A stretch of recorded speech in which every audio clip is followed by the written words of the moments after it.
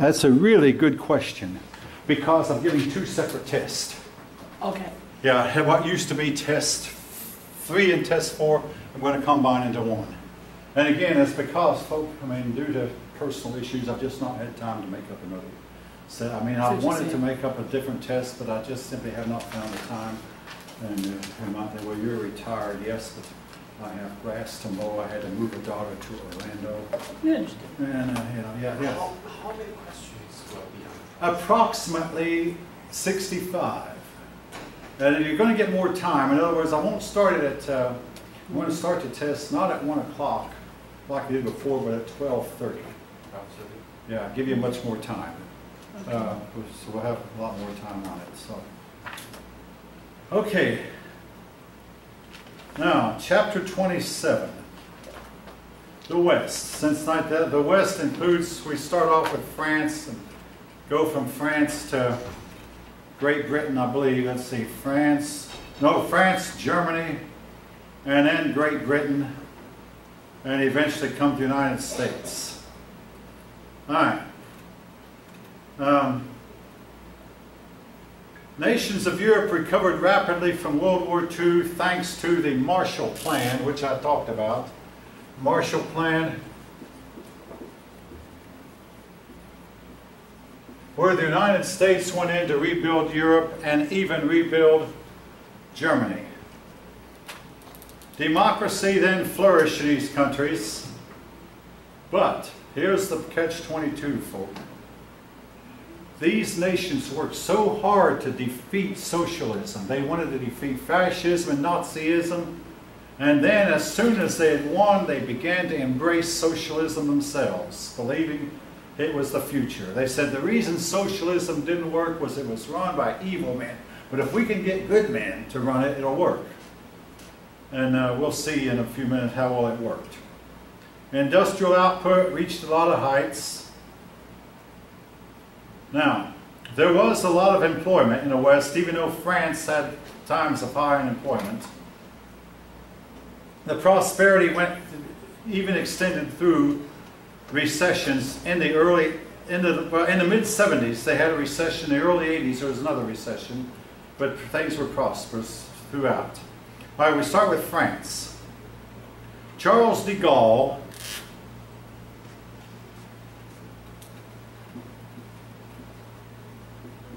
he had been a French general in World War II, and his army had been the only army that temporarily stopped the Germans, but then as Germany was overrun, he was overrun too.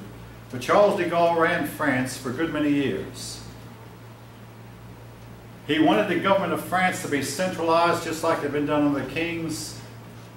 He wanted France to become great again. Something France had not been since the days of Napoleon I. During his lifetime, France had been everything but great. When Charles de Gaulle, about the time he was born, France lost the Franco-Prussian War. Then in World War I, France had to have a lot of help to stop Germany in World War I. In World War II, France was blown out of the water. But de Gaulle ran into problems. First of all, he lost 2 places, Vietnam and Algeria. Vietnam he found he could not keep. He wanted to restore France to greatness, but he couldn't. France lost Vietnam and felt humiliated after having lost badly in World War II. They felt humiliated. Algeria revolted. The French were divided. Do we hold Algeria or do we grant independence? The independence people won out. Algeria engaged in a lot of terrorism. They killed a lot of French. So the French packed up and left Algeria. Civil war was always being threatened in France during the time de Gaulle was in power. In 1960, France exploded a nuclear bomb. Now about the development of nuclear weapons, I'm going to have to elaborate on that. So far, only the bigger, richer nations have been able to do it. The United States led the way, and the United States had more money than any other nation in the world. But it was found out that in order to develop a nuclear weapon, the nation had to be really, really rich. Well, the Soviet Union developed a nuclear bomb thanks to betrayers who slipped information into the Soviet Union after World War II. The most notorious was the Rosenberg, Mr. and Mrs. Rosenberg. But there were other top scientists. The Rosenbergs were executed for treason, for giving the Soviet atomic secrets, giving the Soviet atomic secrets. A lot of persons felt like that the Rosenbergs were executed unfairly, but then later when we became friends with Russia, the Russians said, oh, they gave us a lot of help. Without their help, we might not have done it. But Russia developed a nuclear bomb around 1953, some 8 years after the war ended. Then France and Britain developed it, but some countries never did. For instance, Iran, Saddam Hussein of Iran tried to. He didn't have the money. Libya, Muammar Gaddafi of Libya tried to develop the nuclear bomb. He hired scientists galore and finally gave up. It was too expensive. Now North Korea's Kim Jong-un is trying to develop it, and Iran is trying to develop it. We don't want them to have it. Iran has been a terrorist country. But anyway, in 1960, de Gaulle, under his leadership, France exploded a nuclear bomb, and they did their testing in the Pacific. De Gaulle took over most of France's industries, and basically he bought them out until the government owned most of France's industries. You might think this is good, but it isn't. 1968, that was the year that our college students were striking. Student protest shook France, college students. De Gaulle said, I need to have a certain law passed in order to stay in power. The law did not pass. It was put to a vote. It did not pass. De Gaulle resigned.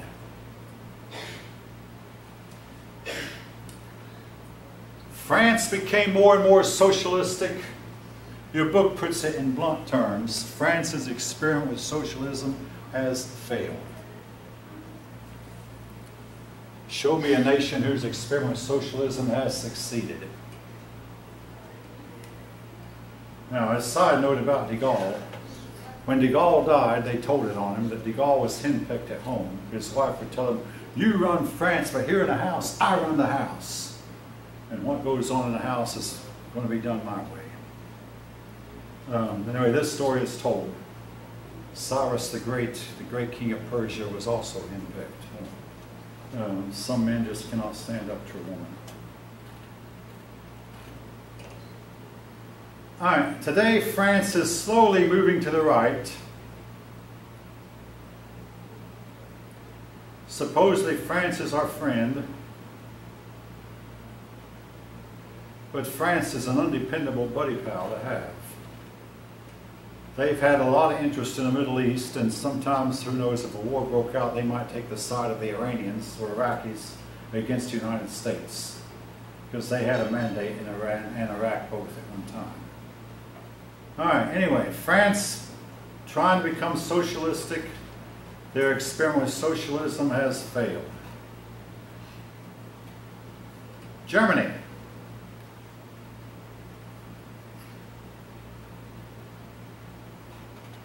When Germany was split into 4 parts, the part that was taken over by France and Britain and the United States joined together to form West Germany. This was done in 1949. Konrad Adenauer was the chancellor.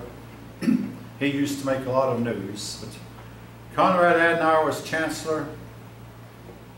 He tried to restore relations with France, which had been Germany's longtime enemy. Then, with the spread of communism, the United States and Great Britain and France decided to rearm Germany. Khrushchev was upset, said, give a German a gun and he'll point it at Russia. I can understand, but then again, Russia had become our enemy.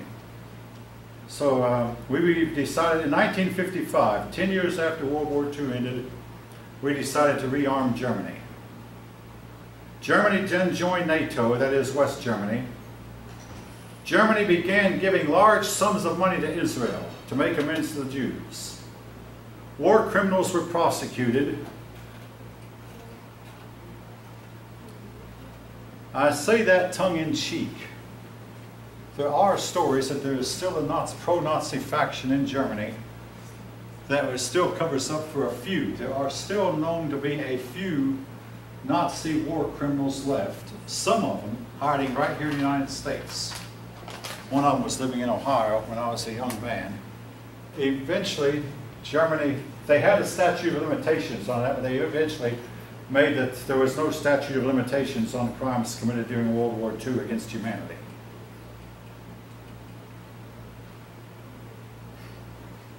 Now, when they united with West Germany, East and West, they learned that East Germany had been poorer than they realized.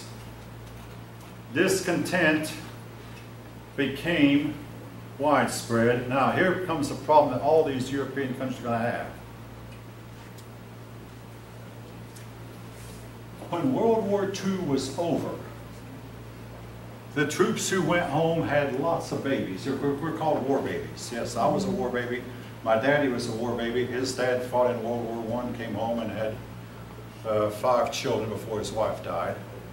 But families were large. And this was true all over the world. Well, they felt like we must curb the population. So they began to teach the people birth control. Then they found out they didn't have enough workers to do the work that needed to be done. So they called in, hey, there are too many people. So they called in workers from Muslim countries. This was true with Germany. So Germany welcomed these people in and found out that once they were in, they did not work very much. They leached off of the welfare system. They some of them practiced terrorism. They tried to blow up things and destroy things. They raped a lot of the women. And these people who were welcomed at first are now, a lot of people in Germany are saying we've got to get rid of them. They're doing us no good. And this is true not only in Germany, becoming true and more true in Scandinavia. And this is still a big issue. The neo-Nazis came forward. The neo-Nazis lead attacks against foreigners, and a lot of foreigners find it unsafe because of the efforts of neo-Nazis. The neo-Nazis still admire Adolf Hitler, even though any one of them will tell you Hitler was the reason Germany lost the war. But there is a group called neo-Nazis. They're anti-Semite. Oh, by the way, one of your classmates who's not here tried to tell me a few weeks ago that Walt Disney was anti-Semite. I looked that up. He probably wasn't. His friends say he wasn't, but he has been accused of it. Anyway, leaving that.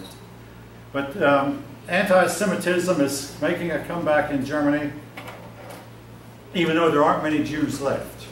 After Adolf Hitler, he destroyed so many of them, and some of them were able to flee and get out. So there aren't many Jews there,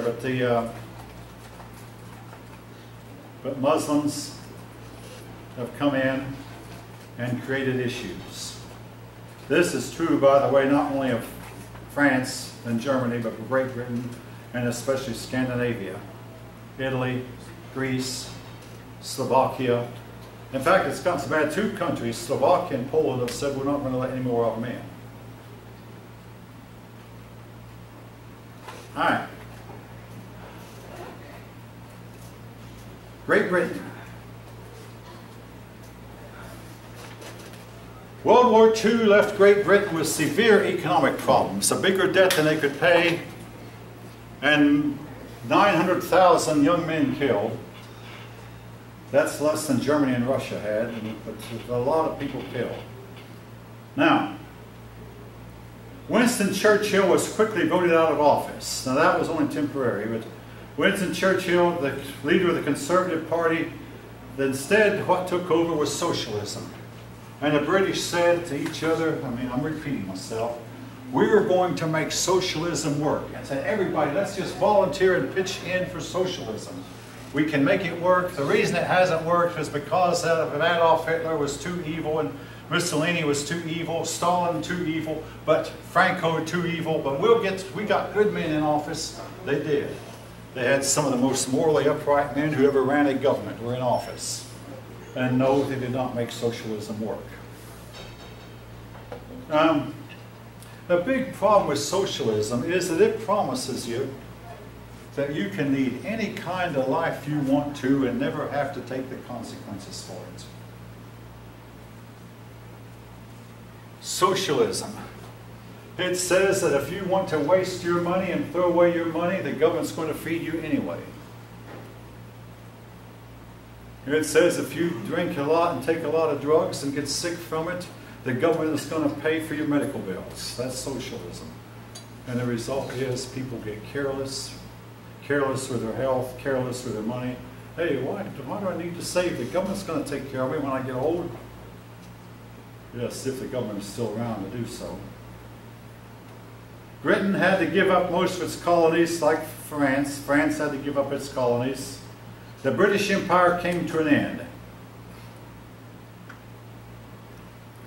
The British had to spend a lot of money at home, and to spend more money on butter, their military declined. More butter and less guns.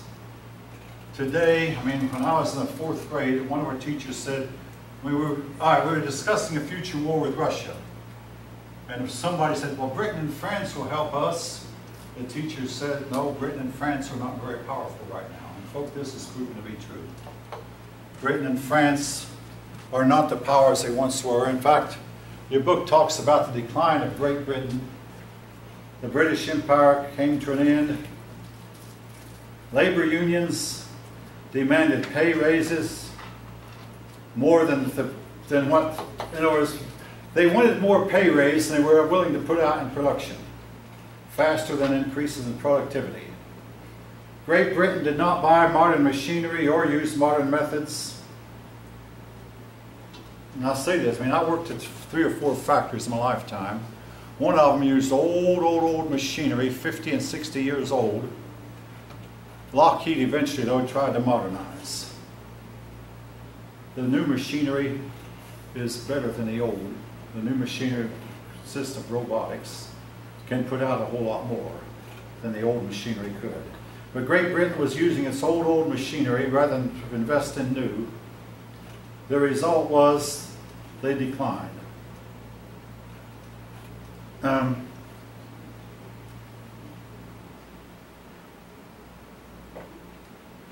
Britain was unable to play a leading role in world affairs owing to the fact that the United States and Soviet Union had the world's top military.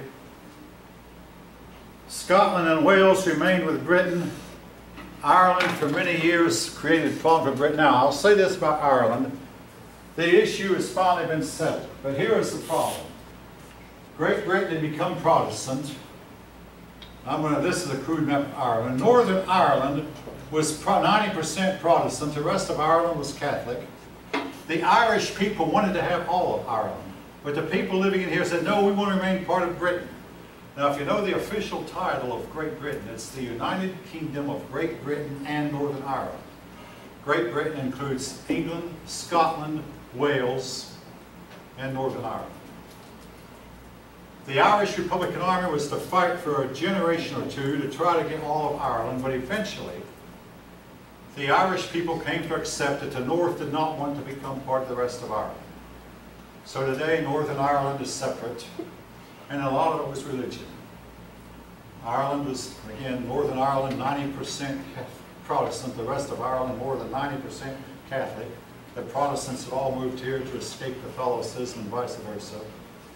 So Ireland continued to be a problem for Britain for a good many years. Today, as far as I know, the problem is solved. At one time, the Irish Republican Army, or IRA, tried to kill Margaret Thatcher, one of Britain's prime ministers.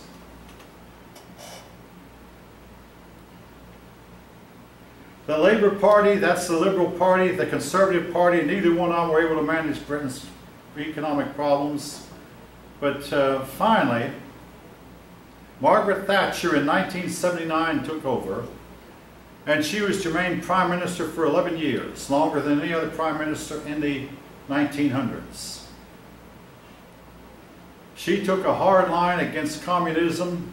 She broke the back of the labor union. In fact, okay, here's one thing that happened. When Margaret Thatcher became Prime Minister, she told the labor unions, I'm not going to give you your pay raises you demand, I'm not going to give you benefits you demand, you have to work and earn it. So particularly garbage collectors all went on strike. The garbage just piled up on British streets and she sat there and let it. The smell got unbearable. The people had to work around the garbage somehow. Eventually, the labor unions agreed with her Margaret Thatcher. Then the garbage was finally collected and picked up and carried to its proper place. But she was close friends to Ronald Reagan, who became our president in 1981, and the two of them did a lot to weaken labor unions. Now, again, folk, I have mixed feelings about this because I was in a union myself for a while. When I was at Lockheed, I joined a union. Unions have done a lot of good, and at the same time, all right, folks, I want to tell you, I've got a few minutes happening to me right now personally. On July 4th, I moved my daughter to Orlando. She got her a job at Disney World beginning this Saturday. Awesome. Wonderful, yeah. Now, what's going on at Disney World is the granddaughter of one of the two founders of Disney, Roy Disney's granddaughter, went and made a secret, well, she made a visit disguised as an ordinary visitor and found out she didn't like what she saw. And she's urging the people of Disney World to form a union and strike and demand higher pay.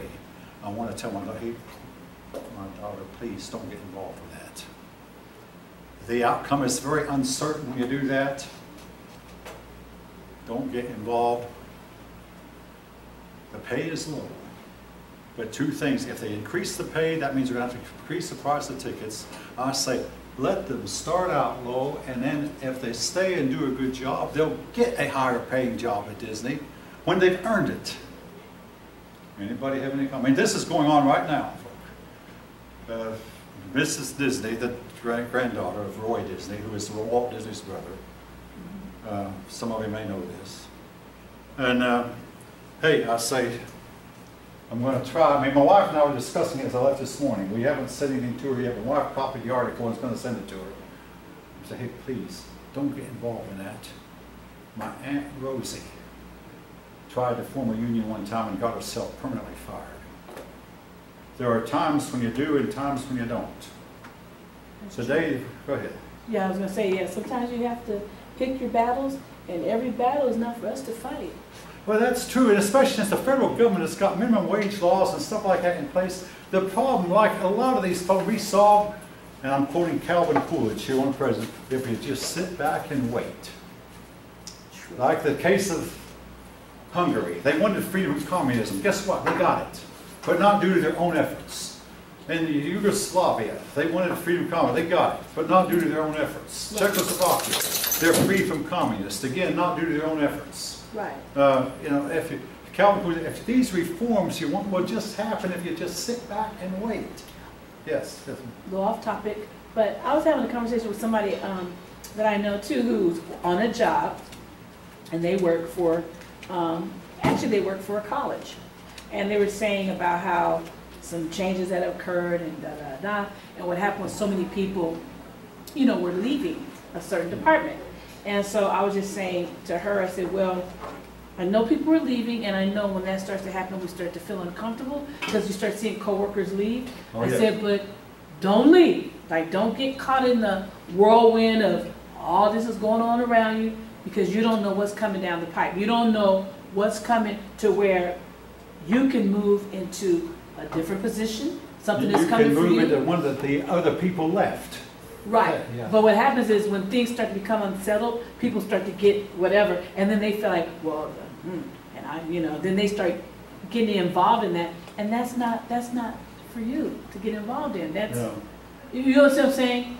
Along the lines of what you're saying about the daughter with Disney, she's just coming. That's not her battle. That's not her battle to fight. Yeah, she hired in a week ago. Right. They told her she hired, and then they gave her job assignment Friday, which is going to be as a certain restaurant. She starts work on this coming Saturday. Hey, you don't need now. If she had been there 20 years, Right, it's different. It's different, but she hasn't. Right. No, she hasn't. So hey, Right. hey, get down and get to do your job, and don't let these people discourage you from doing the job the best. And you'll get the promotions you need, I believe, and get more money by earning it. Something else, generally, folk, if at all possible, you're better off staying at the job you are at now. And I mean, sometimes now you get an offer for a better one, because when you move from one job, much of the time you find yourself in a job that you can't do, can't handle, and you regret having ever left. Much too often. Now, there are times when you do move. True. There are times. All right. Now, while she was Prime Minister of Britain, as Margaret Thatcher, Britain had the Falkland Islands. The Falkland Islands are mostly deserted islands, not many people there, but they were close to Argentina, so Argentina said they should be ours. So Argentina sent its navy to take them. Margaret Thatcher motivated her, got together her admirals, and they said, "Oh, Margaret, we can take them back if you know." So Margaret Thatcher sent her navy to the Falkland Islands. Great Britain lost about 30-some men, but I recall the year was 1984, I believe, 1983, and I was thinking somewhere in this world is a big, big fleet of ships heading for war. But we've watched the progress of it on the newspapers and radio as they say the fleet has gotten to this point, the fleet is now here, the fleet is now here, and we followed. It took them a couple of weeks because from Great Britain to the Falkland Islands, way down the South Atlantic Ocean, is a distance of about 10 or 15,000 miles. But she got the navy, her navy got the Falkland Islands back, and they still have them to this day. Now, regrettably, I mean, all right, a few years back, my wife and I went to watch a movie called Iron Lady. It was about Margaret Thatcher. If you know anything at all about Margaret Thatcher's personal life, she was one of the few women who tried to enter politics before she was married, and the people of Britain would not vote for her. But one of the men who had voted for her was a really effeminate man, but nevertheless, they married, and I'll say he was effeminate, but nevertheless, the marriage worked till the day he died. And she had 2 children. Then she ran again as a married woman, 2 children. The people of Britain said, all of our men politicians are married, why can't you women be? So she married with 2 children, and this time she was elected to Parliament. And she worked her way up, but in her old age, she started to develop the onset of Alzheimer's. And regrettably, she started having Alzheimer's, like Ronald Reagan did when she was still in office, and it showed up. Your book says that her own party rebelled against her, but actually she was making some really bad judgments and treating high up government officials as if they were kids, and they resented it thoroughly. Correcting grammar when they were writing a rough draft. And they said, "Oh no, there's a time and place for this, Mrs. Thatcher, but right now we're just trying to get the draft together. No, this grammar is wrong, this sentence could be done better." And finally, her own party voted her out of the party. She lasted 11 years. Anyway, in the meantime, her husband had died shortly after she retired, and her mind got worse and worse as time went on, and she finally died of Alzheimer's. Sad case. Ronald Reagan had the same problem. Education was neglected. A lot of areas of Britain suffered economically. Your book makes it sound like this was bad, but folks, there's a limit to what government can do, and I want to say this about education. I hope you all know I believe in it. The central government is better off staying out of education, like our government found out the hard way. When our central government, that is Washington, got involved in education, American education went downhill. And then they passed the No Child Left Behind Act that left more children behind than it had before. And finally, the central government, our country, turned education over to the states. I don't know if it's helping, but anyway, the one daughter that went to Disney tried teaching in public schools. Lasted 1 year, gave it up. I lasted 5 years and gave it up. America's public schools have gone to the dogs. And again, I had someone report me one time for saying that, but folks, prove it wrong. Prove it wrong. American education doesn't work.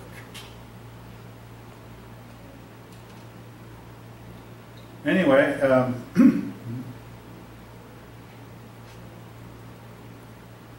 Britain is no longer a top world power. Recent governments have not been a part of it again. After going through 2 world wars, Britain has the same problem Russia had. They lost a whole lot of their young men, which means that a whole lot of people who should be born haven't been. But unlike Russia, which refused to practice birth control and outlawed adultery and outlawed abortion, Britain has had both. And the result is these European countries are declining in population. All right, folks, with thanks to today's modern medicine, in order to keep the population the same, and we're going to have this later in the next chapter or 2, every woman should have an average of 2.1 babies per woman. That is, some women need to have 3, and every woman have 2. And the ones who don't have any, they have to be offset by women who have 4 or 5. Not one Western country is meeting that goal. In the meantime, Muslim women are averaging 8 babies per woman. That explains why that the Europeans wanted the Muslims to come in, number one. And number two, it explains why that the world, the future of the world is possibly destined to be not what it is today.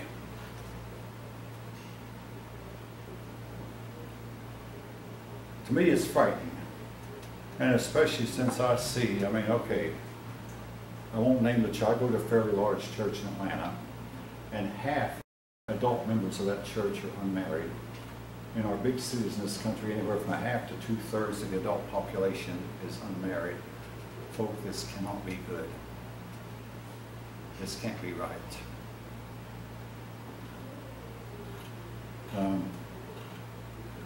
The Japanese are dying from old age or from lack of reproduction.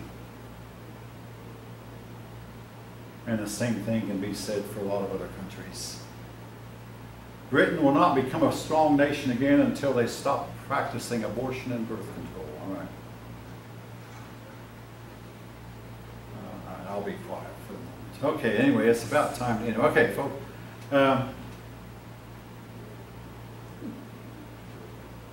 We'll talk about unity in Western Europe next time and how that, oh yes. This, now what I have in my notes was written before Brexit. There was a union trying to get a union in Europe, and get Europe all united. And they do have a common currency called the euro. But Great Britain has pulled out of the European Union. They're trying to. They haven't pulled out, but they're trying hard to pull out. And other nations may follow suit. I look for European Union to fragment in the future, but I might be wrong. All right, with that, folk, you are dismissed, and I